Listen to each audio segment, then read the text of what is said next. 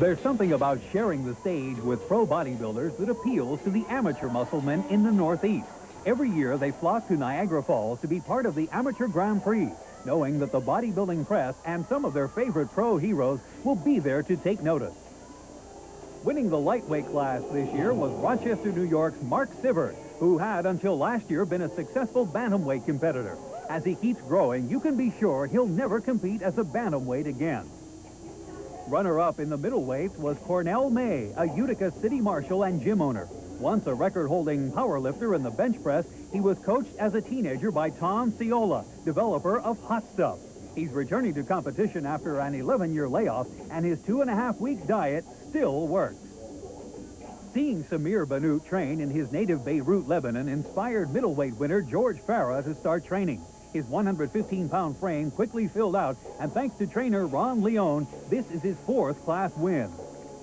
Chuck Bostaff found bodybuilding in a comical way. After his high school football coach caught him sneaking into the team weight room too many times, he banned Chuck from lifting. The next day, he found a bodybuilding gym, and his already lean frame started to fill out. Chuck now trains with Mr. Ohio David Lieberman at the Mentor, Ohio Powerhouse Gym. It would be easy for Flushing, New York resident Dino Doria to cheat on his diet since his family business involves food. But he doesn't, and he gets tips at his gym from owners Bev Francis and Steve Weinberg. Recently victorious at both the Maine Muscle Classic and the Rich Gaspari Classic, Paul Doyle of Gardner, Massachusetts, defies the image of the geeky accountant. In the off-season, his 5'7" frame tips the scales at 260, and this will definitely be his last contest as a light heavyweight. His routine had the women in the front row jumping up and down, perhaps proving, as the song implied, that Paul was too sexy. I geared it more towards the audience. Instead of, more towards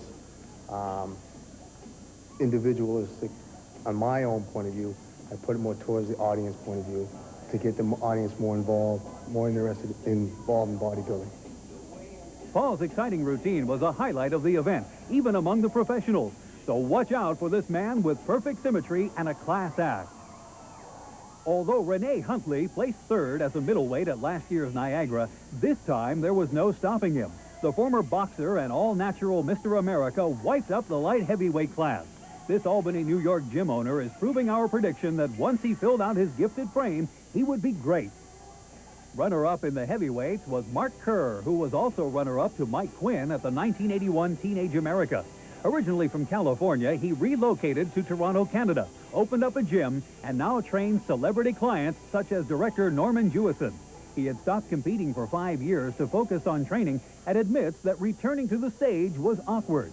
Or to step the foot back on the platform again, it's a nice feeling on one edge of the sword, and the other is it's an uncomfortable thing at first, but after that first pose is done, it feels like home again. Heavyweight winner Jeramy Freeman was a winner of the Teen Natural America just 2 years ago and is now causing a stir in the open classes. A devotee of the Perillo performance diet, this personal trainer is aspiring toward his goals and will compete at some of the upcoming Muscle Manias.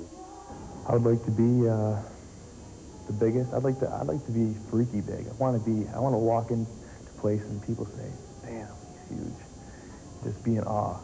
That's what I want.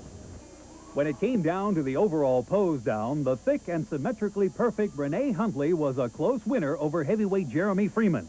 It was another successful year of competition at Niagara Falls, and we're sure it will soon be as famous for bodybuilding as it is for honeymoons.